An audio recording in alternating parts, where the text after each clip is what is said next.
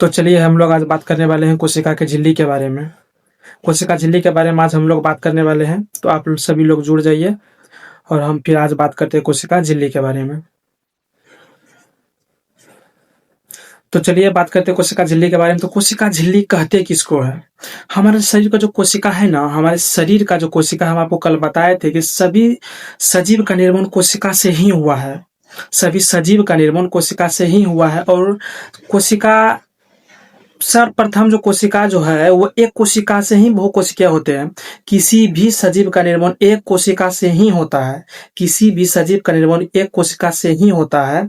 आपको हम ये कल बताए थे और आज हम आप लोगों को बताने वाले हैं कोशिका झिल्ली के बारे में। तो कोशिका झिल्ली कोशिका के चारों ओर पाई जाती है। कोशिका झिल्ली कोशिका के चारों ओर पाई जाती है, जो एक मुलायम, पतली और लचीली झिल्ली होती है, जिसे कोशिका झिल्ली कहते हैं। कोशिका के चारों ओर पतली, मुलायम और लचीली झिल्ली को ही कोशिका कहते हैं।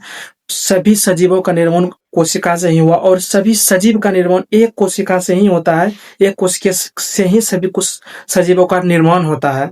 और कोशिका के चारों ओर जो पतली, मुलायम, लचीली झिल्ली होती है, उसे ही कोशिका झिल्ली कहते हैं। उसे ही कोशिका झिल्ली कहते हैं।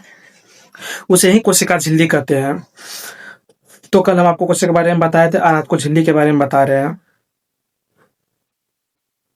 कोशिका झिल्ली जो है ना, कोशिका झिल्ली की जो मोटाई होती है, कोशिका झिल्ली की जो मोटाई होती है, कोशिका झिल्ली की मोटाई 75 एंगस्ट्रॉम होता है। कोशिका झिल्ली की लंबाई 75 एंगस्ट्रॉम होता है। कोशिका झिल्ली की लंबाई क्या होती है दोस्तों? तो कोशिका झिल्ली की लंबाई होती है 75 एंगस्ट्रॉम। 75 एंगस्ट्रॉम कोशिका झिल्ली की मोटाई होती है।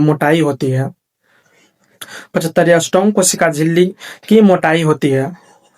और कोशिका जो है ना, कोशिका का कार्य क्या है? कोशिका काम क्या करती है? तो हमारा शरीर जो है ना, कोशिका झिल्ली एक कोशिका दूसरे कोशिका को सटने और बाहरी आघात से बचाता है।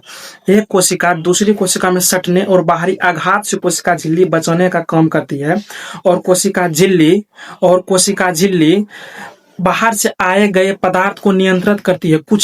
कोशिका झिल्ली कुछ ही पदार्थ को अंदर बाहर आने जाने देती है। कुछ ही पदार्थ को कोशिका झिल्ली बाहर आने जाने देती है।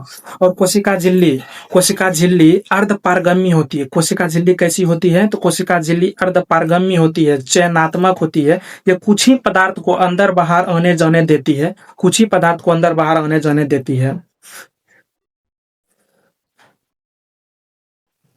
चलिए, वेरी गुड।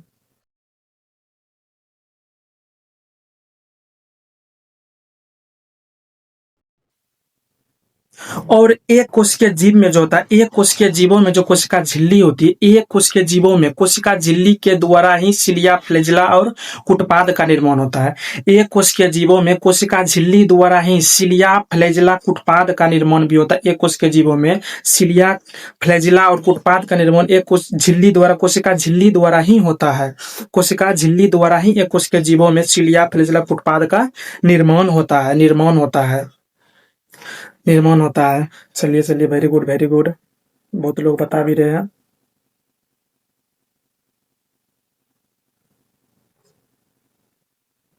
और जो विसरण जो होता है ना, जैसे कि कोशिका झिल्ली जो है, यह विसरण का भी कार्य करता है। एक कोशिकीय जीवों में जो जीव एक कोशिका का है, जो जीव हम आप लोगों को बताए हैं, जो जीव एक कोशिकीय जीव है, उनका जो शरीर जो बाह्य तौर पर खुला होता है, उसमें कैसे होता है?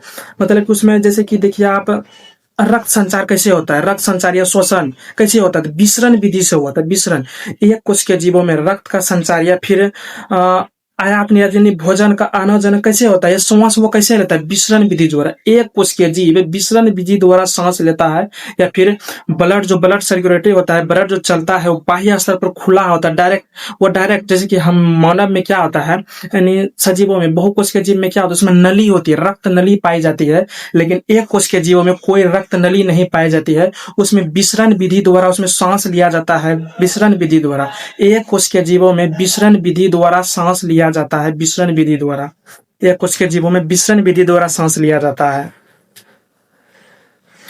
आपको ये पूछ सकता है कि एक कोशिकीय जीव श्वास कैसे लेते हैं? श्वास वो विसरण विधि के द्वारा सांस लेता है। और एक कोशिकीय जीव के बारे में और भी सारी बात आपको बताया है। फिलहाल अभी यहाँ इतना ही देखते हैं, उसके बाद फिर आगे वीडियो में फिर इसके बारे में विस्तार से हम लोग जानेंगे। और एक झिल्ली जो होती है ना, कोशिका झिल्ली जो होती है, कोशिका झिल्ली ये मुलायम तो होती ही है, पर ये कोशिका झिल्ली का कार्य क्या है? कोशिका झिल्ली किसी भी पदार्थ, किसी बाहरी पदार्थ को आने या कोई किसी भी अंदरी, मतलब जो कोई पदार्थ अंदर है उसको बाहर जाने के नियंत्रण करता है, यानी बाहर आने जाने की प्रक्रिया को नियंत्रित करती है कौन? कोशिका झिल्ली। कोशिका झिल्ली